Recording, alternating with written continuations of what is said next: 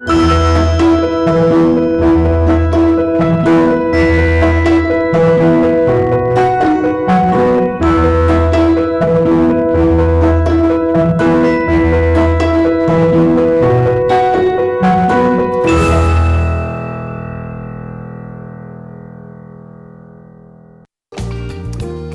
boa noite. Vem com a gente que está começando para todo o Brasil, ao vivo, pela rede Século XXI, o programa Família Projeto de Deus.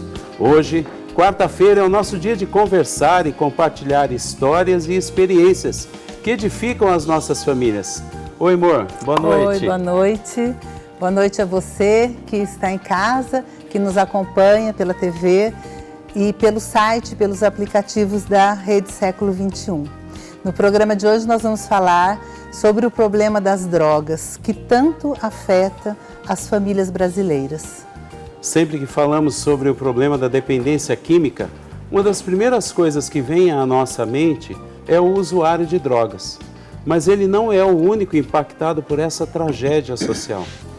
Segundo dados do Instituto Nacional de Ciência e Tecnologia para Políticas Públicas do Álcool e Outras Drogas, o INPAD, na família, para cada usuário de droga, existe em média mais de 4 pessoas afetadas, atingindo aproximadamente 28 milhões de brasileiros. E é sobre isso que nós vamos conversar no programa de hoje, com os nossos convidados, o Júlio Borges. Oi, Júlio. Olá, Carlão, olá, Silvia, Robertinho, todos de casa. É uma honra estar aqui essa noite com vocês. Seja bem-vindo. Obrigado. E também com o Roberto Geraldo da Silva, nosso amigo Robertinho. Bem-vindo, Robertinho. Boa noite. Obrigado pelo convite, Carlão, Silvia. Vocês continuam lindos e jovens, né? Obrigada. Como sempre, né? Graças a Deus, um prazer poder partilhar com os nossos telespectadores também um pouco dessa luta, desse desafio, né? Que é esta relação tão desafiante, drogas e família, dependência química, alcoolismo e família. Bacana. E nós queremos que você participe aqui conosco pelo WhatsApp. É 19 99902 0021. Manda sua pergunta para nós, manda o seu testemunho, você que tem alguma pessoa que hoje é dependente química, ou alguém que foi liberto, né? Como que foi isso? Manda o testemunho, participe aqui conosco. Nós vamos ver agora a história de uma mãe que venceu pela fé a luta contra a dependência química do filho. Acompanhe.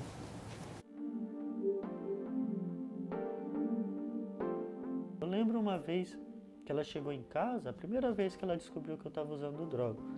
Ela entrou no banheiro e viu um pedacinho assim de um cigarro de maconha, né? Que eu acabei usando dentro de casa e joguei lá e esqueci.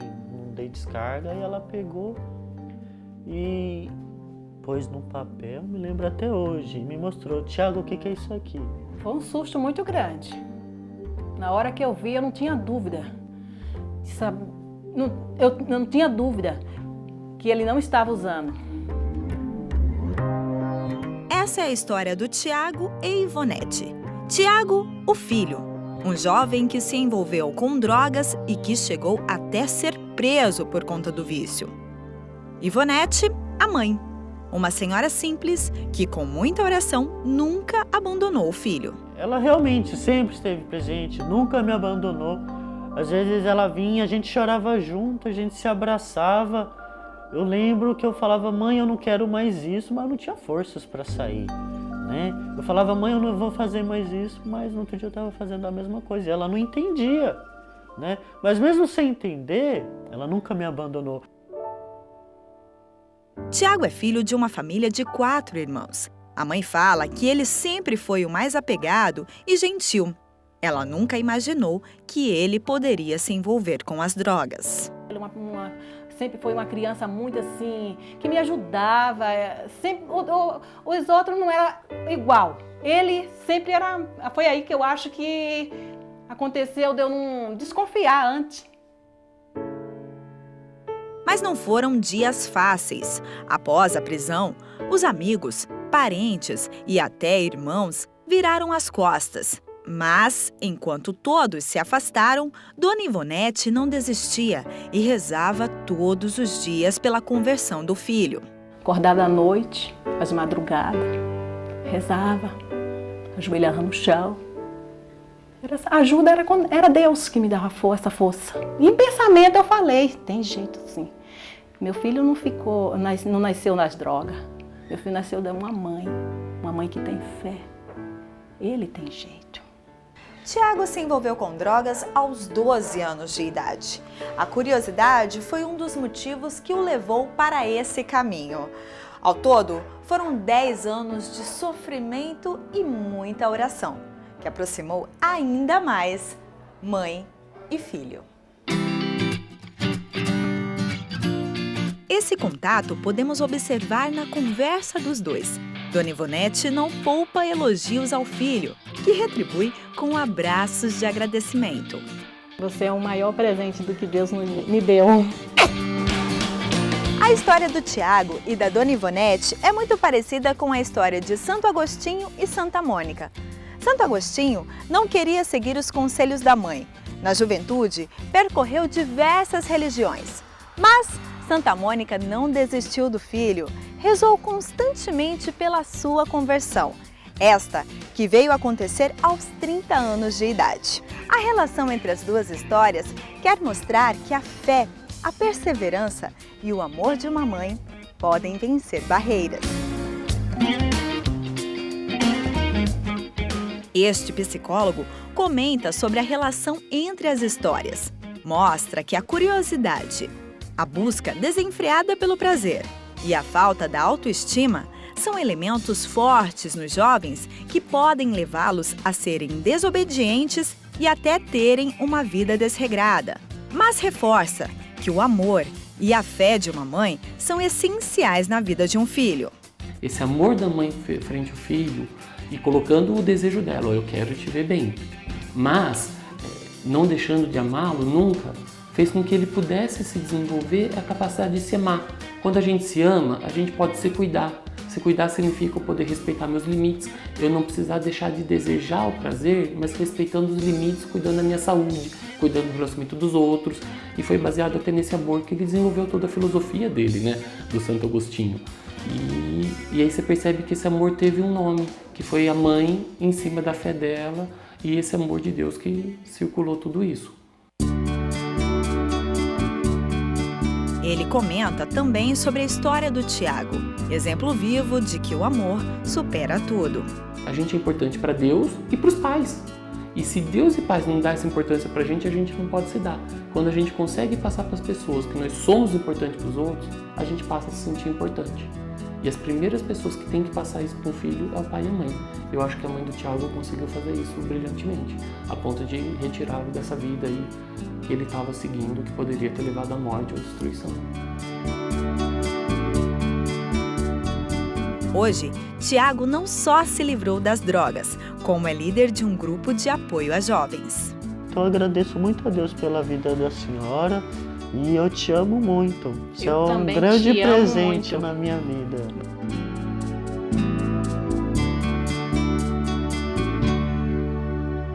É a solução. Exato. Nossa, que belo testemunho, né? A gente vê que tem jeito, né? Pela intercessão da mãe, pelo trabalho hoje de pessoas competentes, tem como sair das drogas. E a prova disso, né, que nós trouxemos aqui, o Júlio, e o Júlio vai dar um breve testemunho, né, Júlio? Como Sim. que foi a sua vida, né? Como que você conseguiu vencer as drogas? Eu conheço o Tiago, né? Ele passou pela obra do Robertinho e um tempo ele até deu uma palestra na igreja que eu frequento, que é São José, aqui em Campinas, na Vila Industrial, que é onde eu moro. E vendo a história dele, eu lembrei da minha história, mas ele começou com 12 anos, a minha história com 15. E assim, hoje eu lido com adolescentes, né? Dou palestra em escolas, é minha forma de gratidão por ter passado por isso e Deus ser muito bondoso e misericordioso na minha vida. Essa é a minha forma de ser grato, mas é interessante a gente saber como isso tudo começa. Ele falou, eu prestei muita atenção, ele falou assim, começou porque eu tinha curiosidade, né? E começou comigo da mesma forma.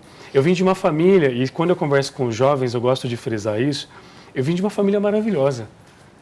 Ia na igreja, meus irmãos extremamente estudiosos, inteligentes, e eles faziam muita coisa legal e eu me sentia meio que fora da família. Então isso gerou duas coisas em mim: a baixa autoestima e a depressão. A depressão, quando eu falo, não é uma depressão profunda, mas é aquela leve depressão que começa você se questionando aonde eu me encaixo nessa família. E assim, eu sou o caçula e meus pais tiveram um casal antes de mim. Então eu sempre questionava, eu estou sobrando aqui. O sonho de toda a família é ter um casal, eu estou aqui sobrando nessa família. Esse era o meu pensamento. E os meus irmãos extremamente inteligentes, meu irmão jogou bola na Ponte Preta, a gente veio de uma família muito pobre, né? A minha irmã aprendendo a falar inglês quase praticamente sozinha, e eu não sabia fazer nada. Aí com 15 anos aconteceu uma coisa muito diferente de tudo que poderia acontecer na minha vida. Eu vivia num bairro, na escola do bairro, com aqueles amigos do bairro. E aí eu passei no Senai e no Cutuca ao mesmo tempo, né? Aí pô, minha cabeça, né? Você vai conhecer gente nova, lugares diferentes. E primeiro que para aquela pessoa que sentiu nada agora, né? Nossa, eu sou o cara. Mas mesmo assim, indo nesses lugares eu sempre brinco, né? Que no manual de mãe e pai sempre tem uma frase: cuidado com as más companhias. Só que assim, os pais não andam com a gente o tempo inteiro. É a gente que escolhe andar com as pessoas que a gente quer. E aí eu vi uns caras que pulavam o muro do Senai, fumavam, bebiam, matavam aula. Eu falei, cara, esses caras aparecem, eu quero ser alguém, eu vou andar com eles. E aí é a história do filho pródigo, né? Porque o filho pródigo, ele pede a herança, né? E fala assim, ó, eu quero gastar do meu jeito. E qual que é a maior herança que os pais dão pra gente? A dignidade. Não é dinheiro, né? É o que eles ensinam pra gente. E eu peguei a minha herança dos meus pais, tudo que eles ensinaram, rasguei, joguei fora e falei, eu quero viver do meu jeito. Foi aí que entrou a droga. Eu sempre falo que, nesse momento, meu pai era o meu melhor amigo desde criança e eu me distanciei dele. Porque eu não tinha o que conversar com meu pai. O que eu ia falar? Ô pai, acabei de fumar maconha. Não tinha assunto mais. A minha vida começou a ficar diferente. E aí começou a se afastar. 4 anos depois de um uso, minha mãe teve câncer. Foi um momento muito difícil para a vida da minha família. E aí a minha falha nesse momento foi não estar presente na vida da minha mãe. Imagina, você ficar doente, você quer que as pessoas cuidem de você. Então imagina, para uma mãe que está doente, ela queria que o filho estivesse em casa, mas eu estava com meus amigos. Uma escolha que eu fiz. Usando droga, fumando maconha, né? Só que é sempre bom frisar. A gente nunca começa fumando maconha, assim. É sempre o álcool que entra primeiro. Então eu matava a aula para beber. E aí começou esse processo. Foram 10 anos de uso. Foram dos meus 15, na primeira vez que eu experimentei álcool, né, cigarro e maconha. Foram 10 anos. Com 25 anos, a história do Tiago é muito parecida. Minha mãe sempre rezando, o meu pai sempre no meu pé e a minha mãe sempre tentando me levar de volta para a igreja, porque na cabeça dela olha, se ele voltar para a igreja, ele para com essas coisas. Até um belo dia, minha mãe fez uma quaresma para São Miguel Arcanjo, 40 dias de jejum, oração. No último dia, né, no dia 40 da oração, foi uma segunda-feira, dia 29 de setembro, dia de São Miguel. Eu tive uma experiência muito profunda de visitar o inferno. Foi uma experiência espiritual. Eu era ateu na época, imagina para um ateu que não acreditava em Deus, vivenciar uma experiência. Eu conto, inclusive, nesse livro que tem aqui. Não dá para contar a experiência que eu tive aqui. A Silvia já ouviu, né? O Robertinho sim, também, sim. O Carlos também, né? Já ouviu. Eu não consigo contar. Até as pessoas que quiserem depois entrar em contato, que você vai, né? Até os colégios, sim, até a igreja para dar testemunho. E aí aconteceu essa experiência e eu tive o que a gente chama na comunidade terapêutica de despertar espiritual. Né? O que é o despertar espiritual? É quando você acorda e cai em si. É o despertar da sua vida, porque a nossa vida é feita de corpo, alma e espírito. O Espírito Santo agiu em mim, meu espírito acordou, o Espírito Santo agiu na minha vida. E nesse dia eu chorei muito no colo da minha mãe, eu me lembro muito disso, pedi perdão a ela. E ali começou um processo de recuperação. Não é que do dia para a noite eu parei de usar droga. Foi um processo onde eu tive que largar, porque o uso de droga é muito comportamental. Você precisa largar comportamentos do tipo gírias, coisas que você fala e faz. Andar com pessoas que você andava, você tem que parar de andar. Lugares que você frequentava, você precisa parar de frequentar. Então eu tive todo um processo de recuperação. O que me ajudou muito, eu não passei por um tratamento de dependência química, poderia ter passado, mas o que me ajudou muito foi ter trabalhado como voluntário numa comunidade terapêutica. Porque eu comecei a ver realidades muito parecidas com a minha, pessoas que estavam buscando a sobriedade, como eu também busco até hoje. Eu estou um pouco mais de 10 anos, né? Sexta-feira agora vai fazer 10 anos e 6 meses que eu estou limpo. né? É muito tempo, mas a gente tem um negócio que a gente fala que é o só por hoje. Porque quando a gente fala assim, olha, nunca mais você vai usar droga, nunca mais é muito longe, é muito difícil. O hoje está mais... O hoje é mais palpável, então a gente fala só por hoje. E nesse só por hoje eu estou 10 anos e 6 meses limpo. Que bom, graças a Deus. Então Deus, Ele pode até fazer no estalar de dedos livrar tudo isso, né? Mas normalmente Existe não tem processo. sido essa a prática dele, né? Exato. Ele tem um processo, né? Que... Sim, sim. E eu gostaria que o Robertinho falasse um pouquinho também para a gente, né? Em processo, processo terapêutico, você... Só o testemunho do Júlio aqui, eu acho que é suficiente, né? Para a gente compreender o início, né? Do alcoolismo, da dependência química, a dor, o sofrimento, as perdas, mas também a saída, né? A saída, a esperança, existe, né? Não existe nada mágico, né? A oração é fundamental, claro, mas é preciso fazer o nosso possível, né? O possível nosso é lançar a mão dos recursos que Deus deixou. Por exemplo, uma internação numa comunidade terapêutica, a participação, a frequência num grupo de alcoólicos anônimos, narcóticos anônimos, o amor exigente, que é uma bênção para as famílias, para tratar a codependência, né? Porque, às vezes, alguém pode imaginar que eu vou rezar e tudo, né? Eu não acho que só rezando eu estou fazendo o meu possível. Não, eu preciso fazer o meu possível bem feito, para que Deus possa fazer o impossível. As duas condições que Deus precisa para operar milagres na nossa vida, né? O nosso possível bem feito e a nossa fé, né? As duas coisas juntas dá esse resultado de vidas transformadas, vidas restauradas. Mas eu não posso deixar de dizer aqui que tudo começa, na maioria das vezes, na família, né? O Júlio novamente lembrou a curiosidade como primeiro fator, né? Que dá início, né? O start mesmo, o gatilho para o desenvolvimento, para a instalação da doença, tanto o alcoolismo quanto a dependência química. Né? Por exemplo, né? Criança principalmente. Família está se reunindo, domingo, churrascada de família. Né? As crianças são muito observadoras, os adultos às vezes não percebem isso, né? E aí, de repente, as crianças começam a observar como é que as pessoas estão chegando, os parentes, né? Eles não estão tão alegres assim, não é verdade? Um chega lá com um saco de carvão na mão, outro com uma sacola de carne, outro com um engradado de bebida. Dali a pouquinho as crianças começam escutando assim. Tss, tss, tss. A alegria começa a tomar conta de todo mundo. Um priminho fala para o outro, um irmãozinho fala para o outro, mas o que tem naquela latinha lá que deixa todo mundo legal? Né? O que tem naquele copo? Começa aí, né? A curiosidade, não é verdade? Então, além da curiosidade, tem outras coisas do ambiente também, né? De tudo aquilo que a gente vai conversar bastante ainda no programa sobre isso aí. E é importante que vocês deem essas dicas para a gente.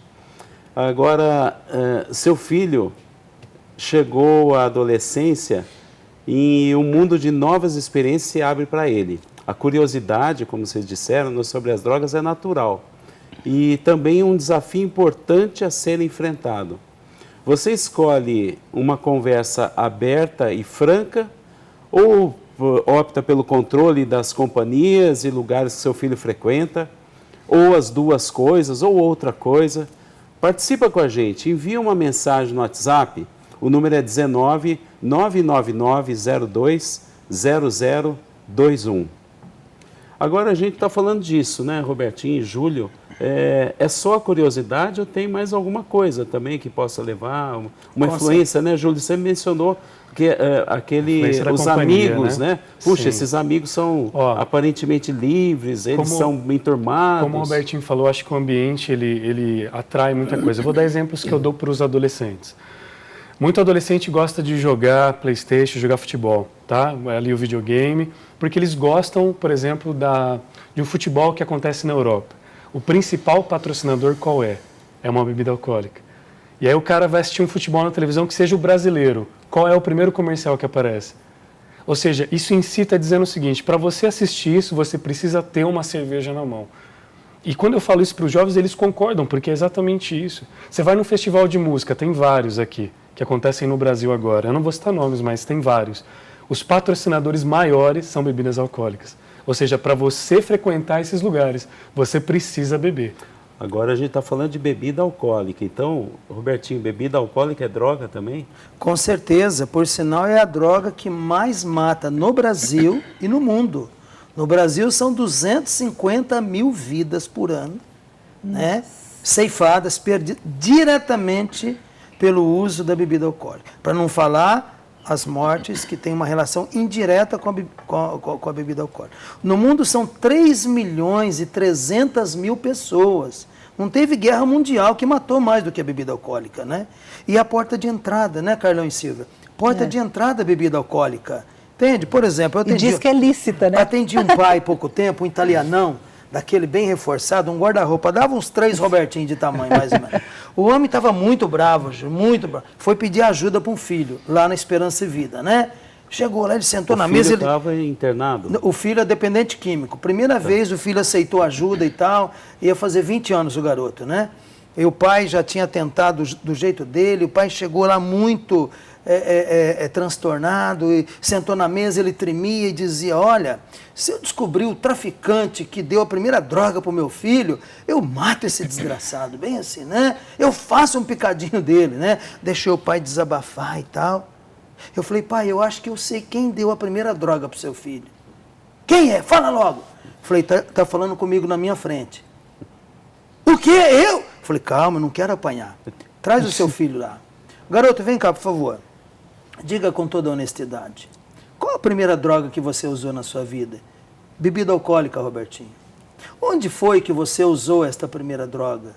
Na minha casa. Nossa. Quem foi que te deu? Meu pai que está falando com você. Olha que coisa, O pai né? começou a chorar, pediu perdão pro filho na minha... Ô, cena maravilhosa, né? Pena que eu não gravei com o celular isso, né? Cena maravilhosa. Depois ele senta, agora calmo, e vamos conversar. Foi aquele longo aconselhamento, né? Olha... Falei, tá vendo, pai? Que às vezes a gente quer procurar culpados, não sei, responsáveis, fora de casa, dentro. Tá ali. Então nós estamos falando das causas que leva, que começa, o início de tudo, na maioria das vezes, está dentro de casa, E a gente nas famílias. a gente tem uma participação lá no WhatsApp, é do José Antônio. Ele está perguntando para a gente, ó, boa noite a todos, parabéns pelo excelente trabalho. Gostaria de saber como é que se faz para esquecer a tal bebida alcoólica. Abraço e tudo de bom. Obrigado, José Antônio, pela tua participação, que Deus te abençoe. E aí, dá para esquecer a bebida alcoólica? Esquecer, na minha opinião, é difícil. Com a quantidade de mensagem que bombardeia a gente todo dia, isso é muito difícil. Toda fachada de bar tem uma marca de uma cerveja. Então, como eu falei, eventos sociais tem cerveja. Você vai comemorar uma festa de ano, tem bebida alcoólica. Todo lugar tem bebida alcoólica. Assim, é importante a gente frisar que a gente sabe que é uma bebida, a bebida alcoólica ela é lícita, né? Ela é legalizada, assim, em todo mundo, né? Na maioria dos países ela é legalizada. Mas a gente tem que ter noção que, como o Robertinho falou, ela é a primeira droga que chega. Independente se ela é lícita ou não, ela é a primeira que chega. Por exemplo, eu vou falar de mim. Eu só fumei maconha na primeira roda de maconha porque teve 2. A primeira eu não estava tão bêbado. Então eu pensei uma vez, 2, 3, falei, não, hoje não. Não hoje vou não entrar quero. nessa. No segundo dia eu já estava mais chapado. Você já está mais chapado? Ah, já estou aqui mesmo, não vai dar nada. Aliás, essa é a frase que eu sempre falo para os adolescentes. Quando alguém fala para você, vamos que não vai dar nada, você sai correndo, porque vai dar alguma coisa. Com certeza. Mas na minha opinião, assim, não tem como esquecer. No dia a dia você vai ver. Você que tem que lutar contra você mesmo. A gente sempre, na Bíblia sempre fala sobre sobriedade. O que é sobriedade? Domínio de si. De si. Você precisa ter domínio de si. A gente está no momento da quaresma. Quantas pessoas não fazem a quaresma de bebida alcoólica e sofrem? Porque, nossa, eu não sabia que eu tinha tanta vontade de bebida alcoólica. Mas tem, entendeu? Então é uma coisa que você tem que trabalhar consigo mesmo. Eu queria fazer uma pergunta de leiga totalmente. Existe a cerveja sem álcool. Sim. É muito diferente? Ou não? Porque, de repente, a pessoa...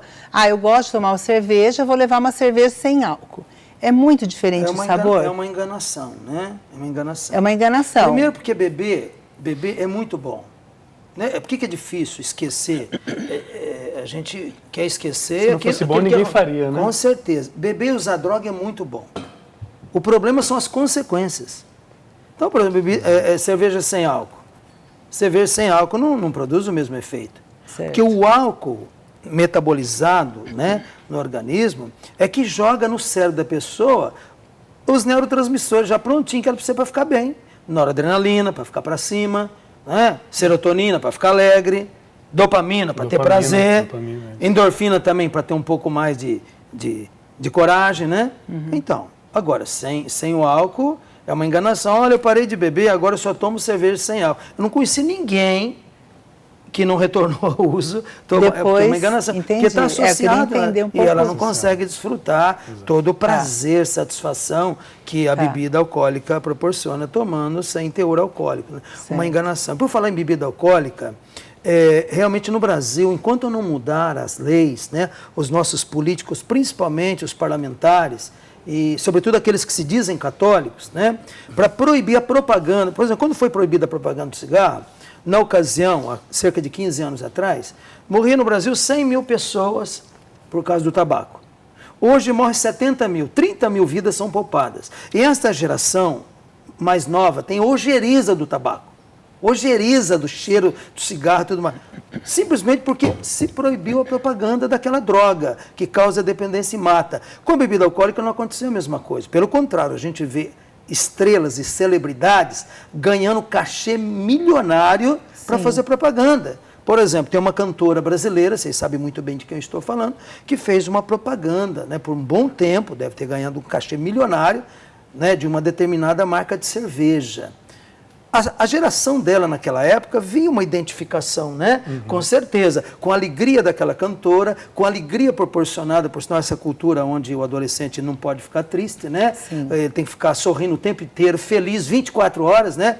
E isso associado à propaganda, quer dizer, uma mensagem subliminar, né? Que provoca no inconsciente da pessoa essa associação. Olha lá, se eu fizer uso daquela bebida, eu vou estar feliz o tempo todo. E ainda mais uma estrela, né, que aparece na minha frente, né, que eu gosto muito das músicas dela, que canta bonito, enfim. Puxa vida, isso com certeza faz. Outro problema. Vamos antes, só um pouquinho. Tem uma participação no WhatsApp. Eles estão avisando aqui a gente. Essa é da Dalva Maria Silveira de Paula, ela é de Cosmópolis. Ela está dizendo assim: boa noite, estou assistindo o programa, estou gostando muito. Meu esposo é alcoólatra e está em uma clínica de reabilitação. Ele não está aceitando, nem vou mais visitar ele porque eu fico com muita pena. Muito obrigada pela sua participação, Dalva. E o que a gente poderia falar para a Dalva? Você, Robertinho, que trabalha, que tem uma clínica, né, a Esperança e Vida, que trabalha com reabilitação, eu creio que a atitude dela não é muito legal para o esposo, ou é importante ter um afastamento. Como que é isso? Como que a família trata? A gente precisa primeiro conhecer, né, bem o caso para a gente poder emitir uma opinião mais segura. Mas, todavia, a maioria dos familiares de alcoolistas e dependentes químicos, a maioria dos familiares, principalmente os que estão mais próximos, esposa, marido, pai, mãe, né, do alcoolista ou do dependente químico, desenvolve uma doença psicológica chamada codependência. No caso da esposa, ela começa a abrir mão da sua vida para viver a vida do marido. Então, nesse sentido, se ela ainda não está tratando desta doença chamada codependência num grupo de apoio, por exemplo, Amor Exigente, então a visita dela deixa de ser terapêutica para o marido, não é verdade? Passa a ser até uma ameaça para ele a visita, se ela diz eu tenho pena, eu tenho dó dele, entendeu? Quer dizer, essa expressão parece que sinaliza uma relação de profunda codependência ainda. Então, ela precisa tratar isso, para que a visita família dela... precisa se tratar. A família toda doença. Você não citou aí agora há pouco uma pesquisa? Sim. Né, que pelo menos, acho que 4 da família, né, acabam eu diria um pouco mais, toda a família adoece. Sim. E se a família não tratar a codependência, por exemplo de mãe codependente, a mãe chega lá na comunidade para visitar o filho. Ai, meu filho... Primeira visita, eu não vi a hora de te abraçar. Quando eu olho lá para o seu quarto, vejo suas coisinhas. Ai, que saudade dá de você. O garoto fala lá para o coordenador, dá minha baixa aí que eu estou indo embora. Estou indo embora com a mamãe. Você percebe? Não, teve uma mãe que chegou ao filho. Não precisava disso tudo, né, filho?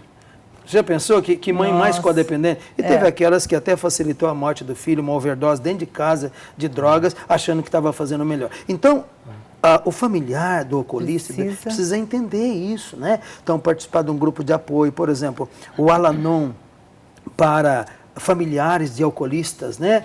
Da Irmandade de AA, quanto bem que já fez para ajudar esposas, filhos, até o Alatim para adolescentes, né? Não sabe como tratar o pai, o adolescente não sabe como lidar com o pai, como lidar com a mãe. Então esses grupos de apoio é uma rede, né, de apoio fantástica para ajudar a família como lidar com o alcoolista e o dependente químico. Que bom. Ótimo. A gente vai para o intervalo, mas eu quero que você aí que está assistindo a gente, aproveite esse momento de intervalo, manda sua mensagem para cá, manda sua participação, assim como a Dalva, o José Antônio, todos tantos que estão mandando para a gente, pelo telefone 19 999 02 0021. Acompanhe, fique com a gente, daqui a pouco a gente volta. Até já.